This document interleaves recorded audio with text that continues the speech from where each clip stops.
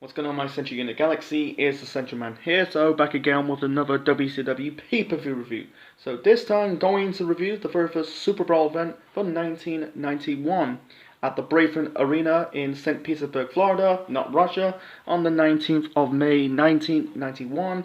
The attendance for the show was 6,000. The buy rate for the show was 150,000 pay-per-view buys. This is the first of 11 Super Brawls in WCW history, and they continue to do the show until the end of the company's existence when the company went under in 2001. This is the one and only Super Brawl, took place in May, and afterwards they become the February's annual pay-per-view for WCW. The commentators for the show are Jim Ross and Dusty Rhodes, the American Dream. Before we get to the matches on the show, there were a lot of segments on the show. They're not really good segments. There's one bad segment on the show. It was the Danger Zone, hosted by Paulie Dangerously, aka Paul Heyman.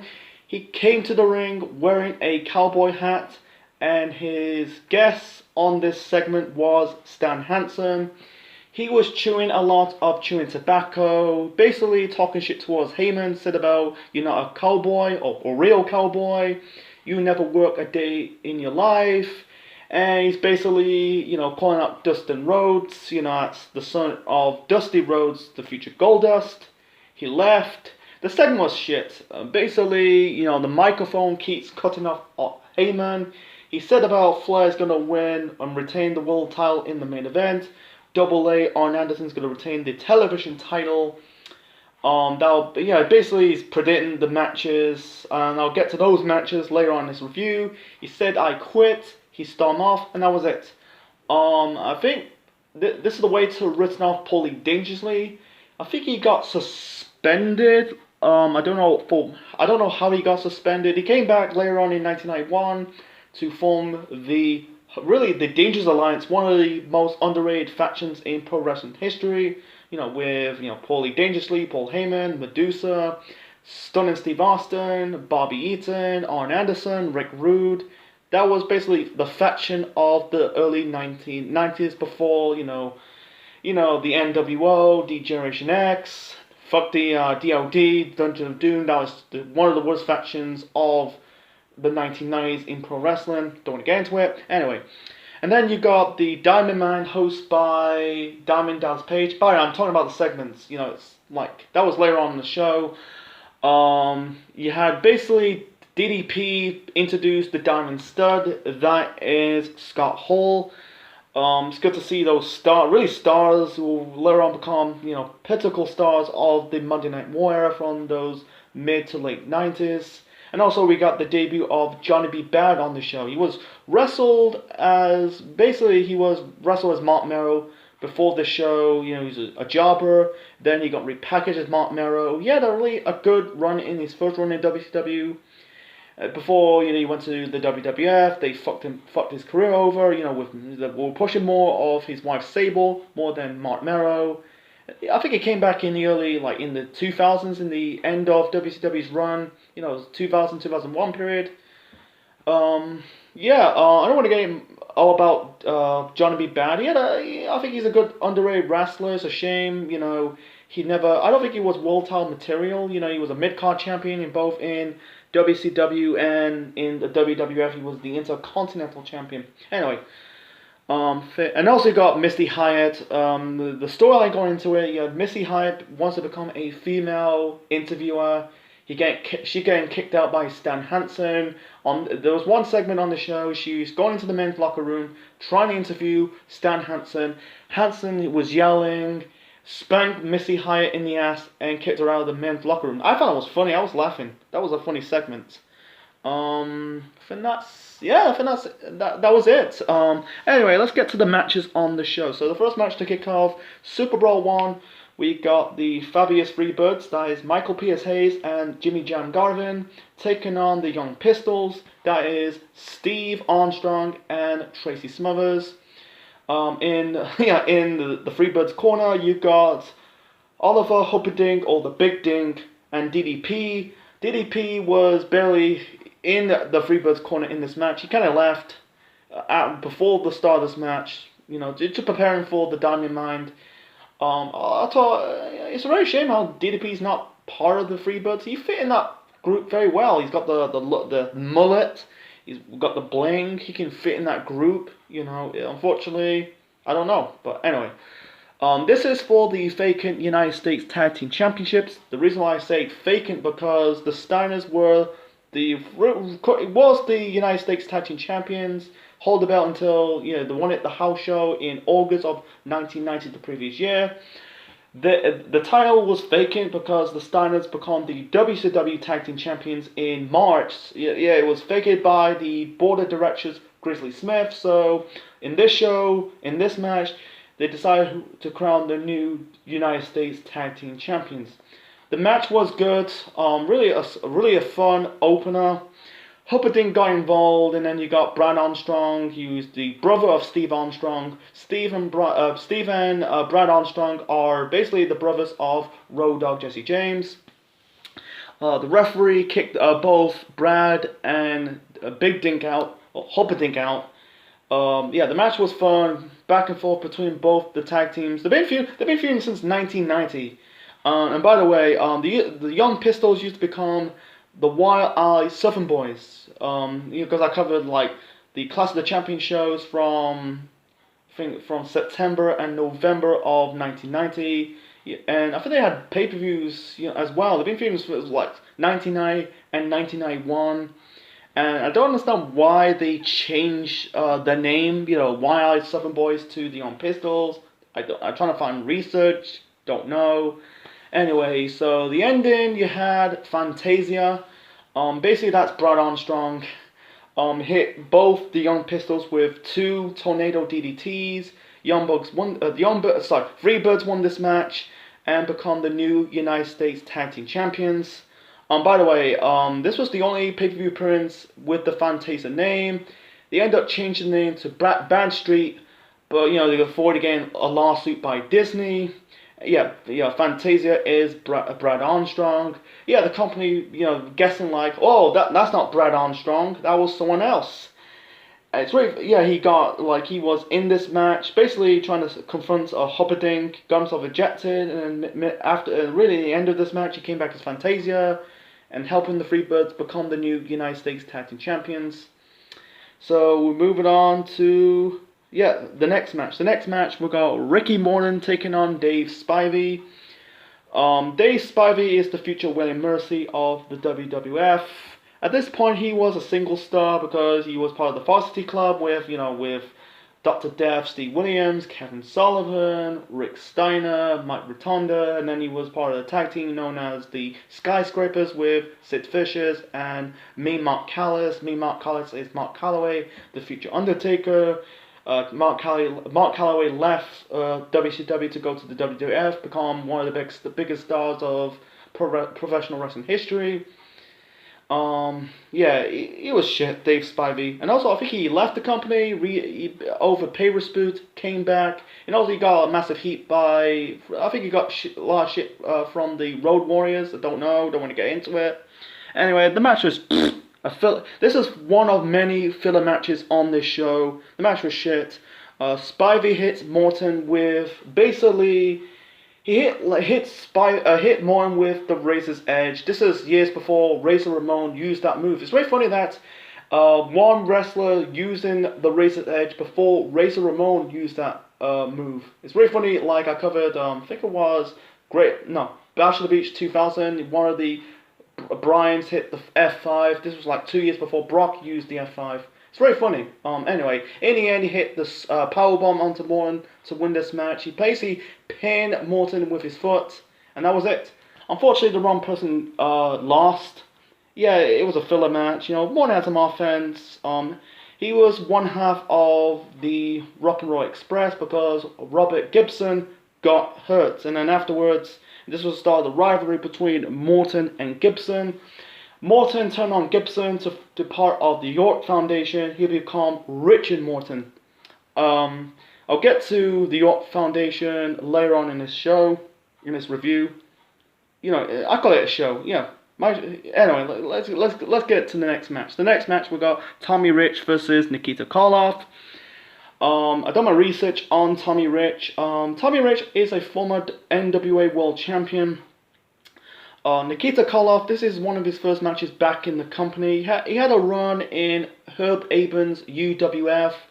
That was the start of the UWF. It lasted until, was it 94, 96? Somewhere in the mid-90s before it went out of business.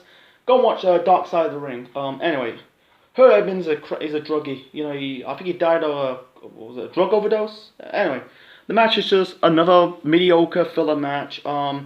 They built Nikita Koloff's hometown from Lithuania. He used to be part of Russia, but now he's from Lithuania. You know, I think it was from the Eastern Bloc. Anyway, the match was just a quick match. In the end, Koloff hits Rich with the Russian sickle, or the Lithuanian sickle, because he's now from Lithuania, to win this match. It's not the last time we see Nikita Koloff in this show. As for Tommy Rich, he'd been part of the York Foundation as Thomas Rich.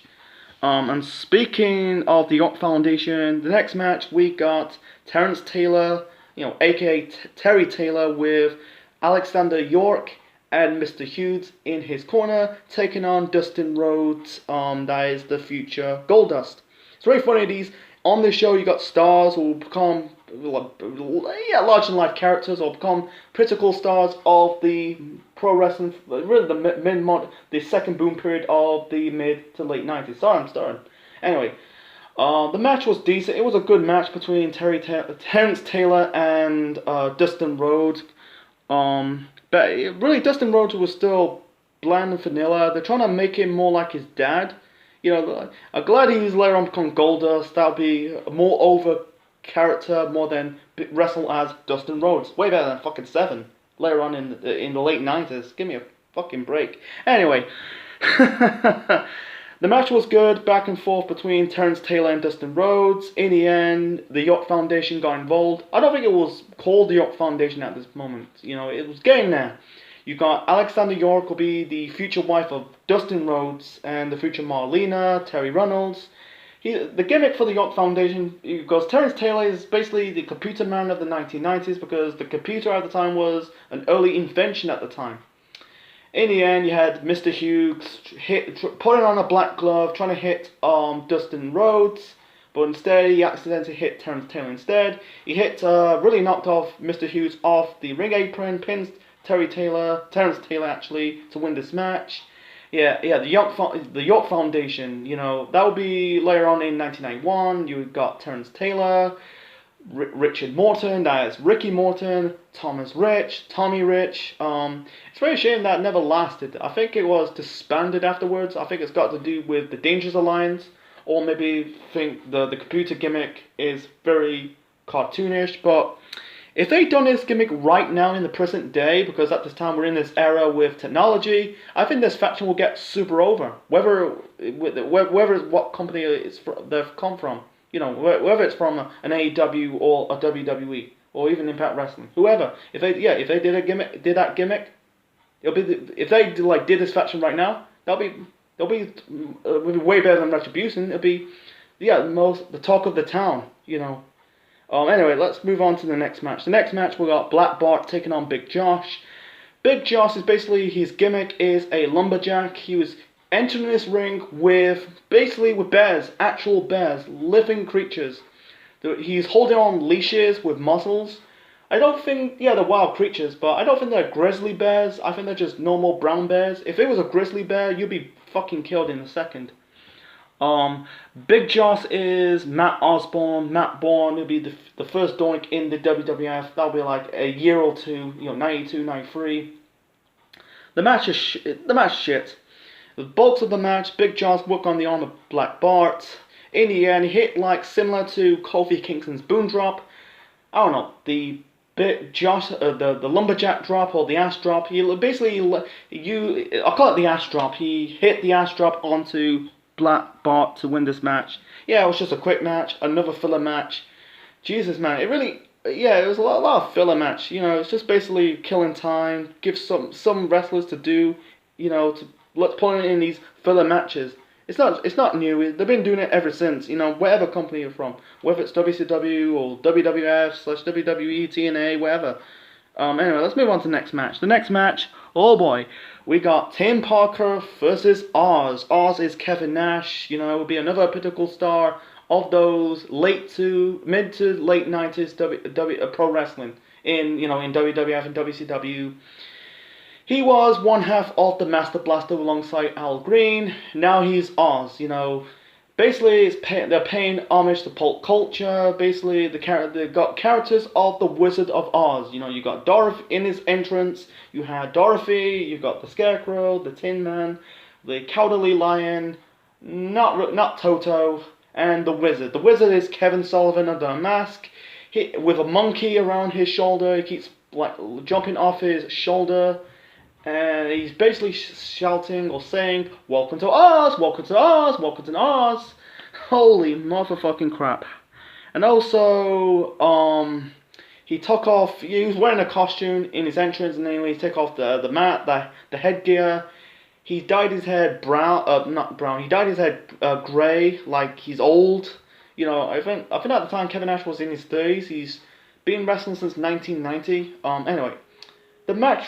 It was a squash match. I don't give a shit about Tim Parker. He was basically a jobber.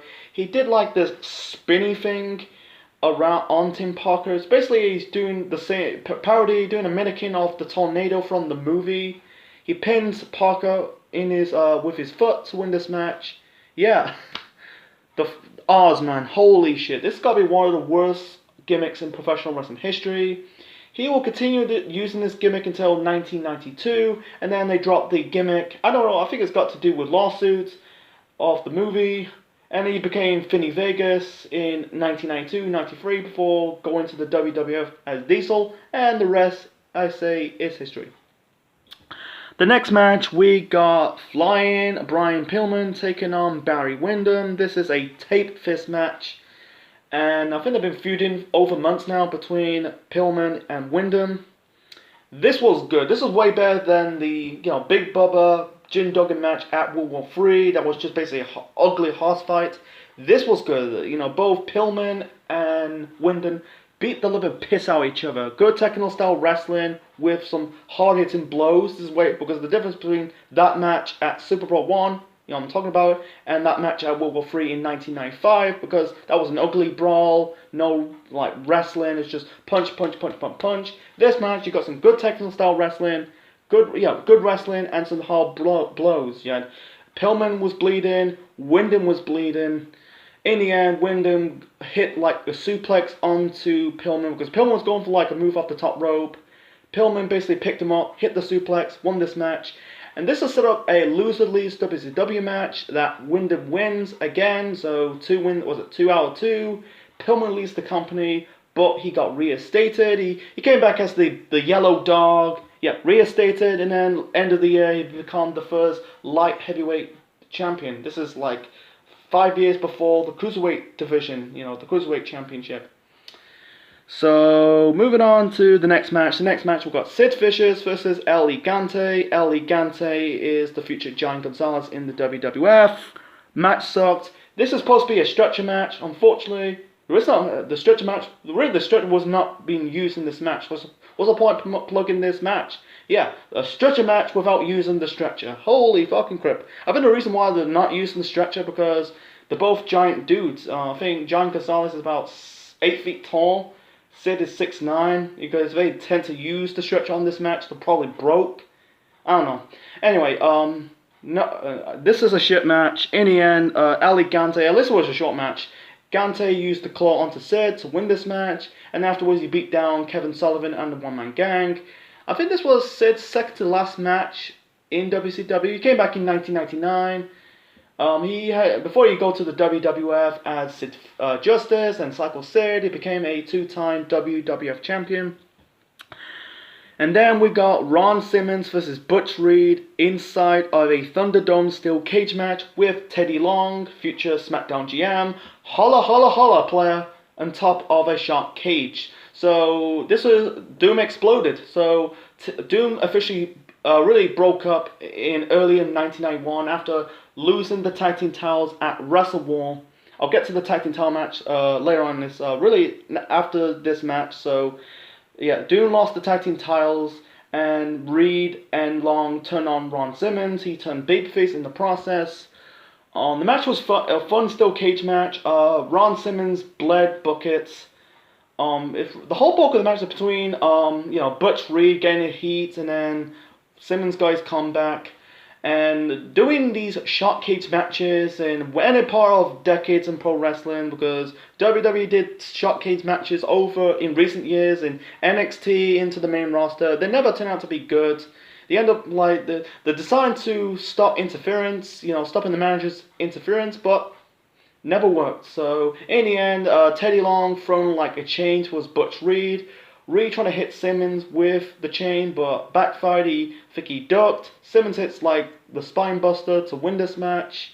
Yeah, it was a decent, fun match. As for Simmons, really sad that Butch Reed in our timeline, he just passed away recently. Rest in peace, Butch Reed.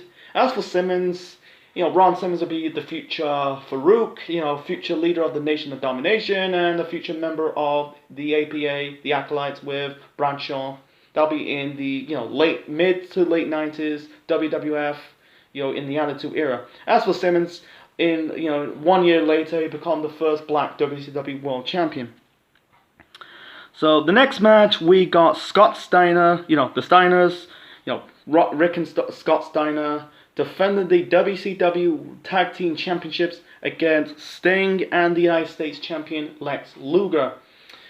So here's really talking about the title picture of the WCW Tag Team titles.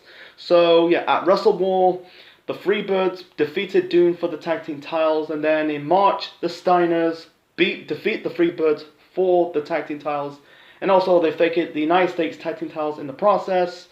And I think it was a tape event when they won the tag team titles, the Stars from the Freebirds. I'll find it on Wikipedia. So anyway, so Sting and Luger, they were a tag team. They were a tag team later on in the Monday Night War in those late 95, early 96 period. They were the tag team titles, going into the early parts of 1996. Because I covered Monday Nitro reviews. Anyway. The match between the Steiners versus Sting and Luger, this was good. So, it's back and forth between Sting, Luger, and the Steiners. Back and forth, hitting big power moves. In the end, you had Nikita Koloff trying to hit Luger with the chain, but instead he accidentally hit Sting instead. Because he was going for, I think he was trying to, hit, I think it was Scott Steiner with the Stinger Splash. I think he's trying to do a move up the top rope, and then Koloff came out of nowhere to hit Luger. Sting took the bullet. Yeah, Koloff accidentally hit Sting. Steiner, I think it's Scott pinned Sting to win this match, and the Steiners still remains the WCW Tag Team Champions. And then afterwards, Sting beat down Koloff. This is set up a Russian chain match at the Great American Bash. So, and really, this show set up matches at that year's Great American Bash show.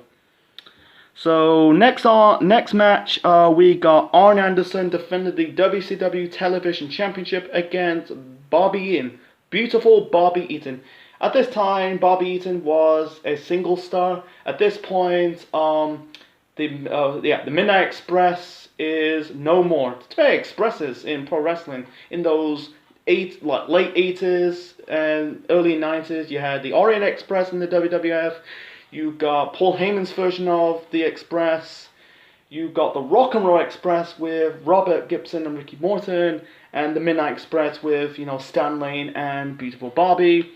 At this point, Jim Cornette and Stan Lane left WCW. I think Jim Cornette formed Smoky Mountain Wrestling. That would be in 1991. I think he came back a little bit in 93, but he came back. Yeah, he ended up forming his own company, Smoky Mountain Wrestling. Stan Lane, I think he wrestled in the Indies before he retired. I don't know.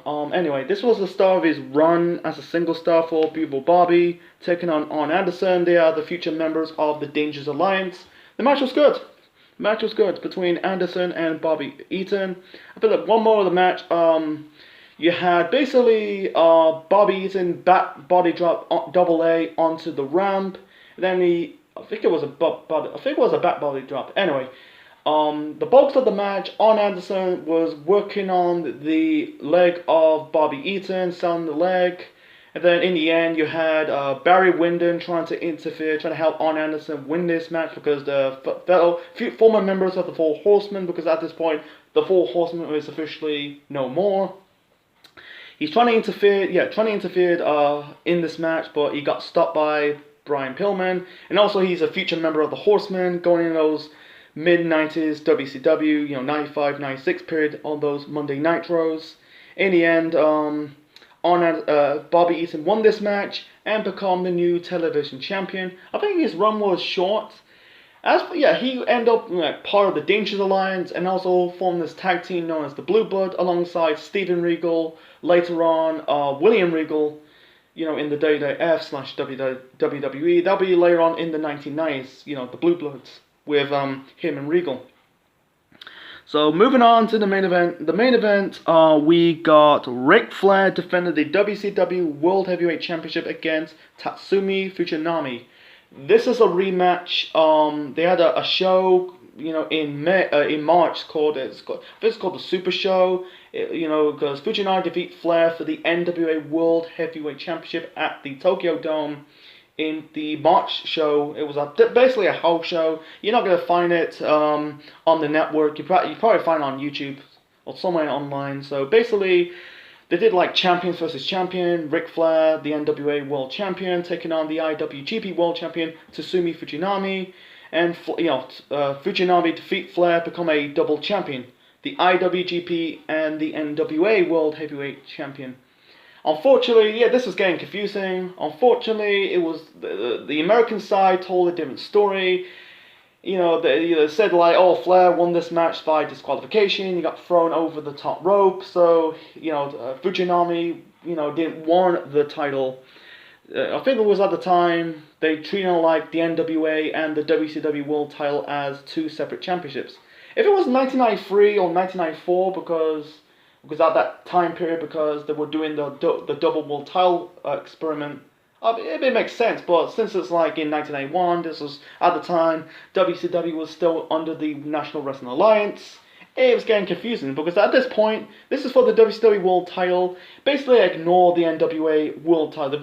Basically, I'm not going into it. They basically ignore it. Oh, Flair's the NWA World Champion. They kind of ignore it, and in the process, they basically turned Flair in a babyface. He turned Flair babyface because he's representing America, taking on Fujinami. He's now a heel. He's representing Japan. That's really, you can see on the screen right now, the poster on the screen right now, that really did well for the buys for the show. Oh my god. And how they got, this is like, the Japanese flag is like from the same flag from the World War II. From how they got away with this shit, man. I think it's way better than the current Japanese flag you see right now. Back then, I think it's better than you don't use the Nazi flag. That's illegal. But I think with the Japanese flag, with the because it represents the home of the rising sun, you kind of allowed it. It represents the home of the rising sun. That's Japan. Anyway, so yeah. So basically, you had Flair enter this ring with you had the cook, you had Flair, you had the cook, you had the butler, you got the maid. The maid will end up managing Ric Flair. That would be in the early 90s. That'll be in WCW. Maybe no, I don't know about in WWF, but that was in the entrance. And you had women wearing geets, throwing like flowers into the ramp into the ring. You had two referees in this match. Two referees. You've got Bel Alfonso. It's very funny that we see Fonzie in a WCW ring. He's mostly represent, associated with ECW. That'll be later on in the 1990s. Becoming a crooked referee and then teaming up with, really managing both Rob RVD and Sabu. Guiding them to the ECW Tag Team Championships. That's another story for another time. That he represent WCW and then represent New Japan because the previous pay-per-view actually wasn't really a pay-per-view. It was a house show. It was a promotion show between WCW and New Japan. And yeah, representing New Japan, we got Tiger Azori. I think that's his name is. Anyway, this match was match of the night. trying to keep it short and simple. So, Fujinami working on the back of Ric Flair, really put him in a ball and arrow submission, and then Flair worked on the leg of Fujinami with the figure four leg lock. They told a good story in this ring between Flair and Fujinami. Total perfect story in this match. Flair busted wide open, typical Ric Flair match. In the end, Fujinami was going for like a roll up, but instead Flair kicked Fujinami into Taikasori.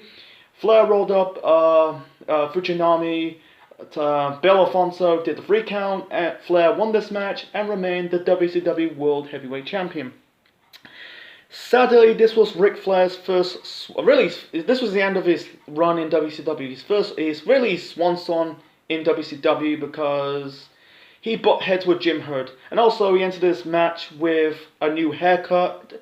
I don't know. It doesn't suit Ric Flair because in behind the scenes, Ric Flair kind of butt heads with Jim Herd. He was running WCW at the time. Jim Herd is a fucking idiot. He had no clue of running a professional wrestling company. Before that, he was working with Pizza Hut, I think. So basically, in 1990, Jim Herd basically took Ric Flair off the booking committee, and then going into his final months of his run in WCW in 1991, he basically trying to bury Ric Flair, basically stopping Ric Flair, becoming Ric Flair, stopping becoming the Nature Boy. He wants to repackage Ric Flair as Spartacus. He made Flair cut his hair. And I watched James's video. James, he's from We Are Pro Wrestling. Go and check it out. Subscribe to his channel. Basically, Flair told Jim Herd to go fuck himself. And basically, he left the company because he's not getting paid, pay dispute. He basically took the WCW title with him. I think he didn't really bought the WCW World title. He's basically, put a deposit on the world title. So basically, he told him to go. Jim Herd to go fuck himself. He ended up signing with the WWF. Did the whole Real World Championship storyline. Feuding with Hulk Hogan. It's a shame they never did it at the time. A pay-per-view match in the WWF.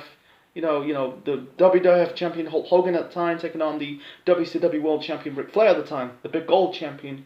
It's a shame. They did it in WCW, but in WWF they missed the boat. Flair's first run with the WWF was a good run. He won the Royal Rumble match, did the whole tear in my eye promo. He went on to win 1, but 2 WWF championships in his first run in the company. So I'm stumbling. So, that was the end of Ric Flair's run in WCW. Originally, he was supposed to face Lex Luger for the World Heavyweight Championship at the Great American Bash in July of that year. Unfortunately, Flair left the company, or basically he got fired from the company, took the world title with him. So they changed plans, so it's Lex Luger versus Barry Windham. Windham really replacing Ric Flair. This is for the vacant World Heavyweight Championship. The big gold title belt will return in 1993. It will be rechristened as the International Championship. Luger win the world title at Great American Bash. I think it was in the steel cage match. And that really, the show was bad. The fans were chanting, "We want Flair" all night long. I'll review Great American Bash 91 in the near future. So that was the end of Ric Flair's run in WCW. He came back in 1993.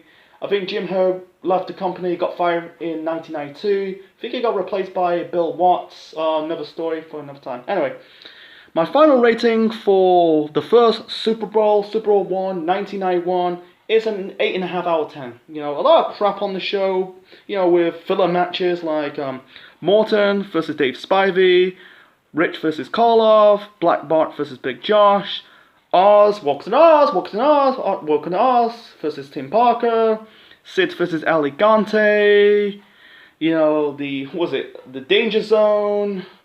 Not really. I don't really put the Diamond Mine as in the good, okay, bad. It doesn't do nothing with me. At least we got Scott Hall as the Diamond Stud. Besides that, there's some goods. The 2 tag team title matches: Freebirds, Young Pistols for the US tag team titles, Steiners versus Sting and Luger for the WCW tag team titles, Pillman versus Barry Windham in the Fist match, Flair versus Tusen Fujinami in the main event, the TV title match between Arn Anderson, Bobby Eaton, Terrence Taylor versus Dustin Rhodes, And there's still a cage match between the two former Doom members, between Ron Simmons and Butch Reed. Overall, this is way fucking better than Starrcade 91. I covered it in late 2020. That was a shit show. Super Brawl 1, this was a better show than Starrcade. I think 91 was turned out to be their worst year for WCW.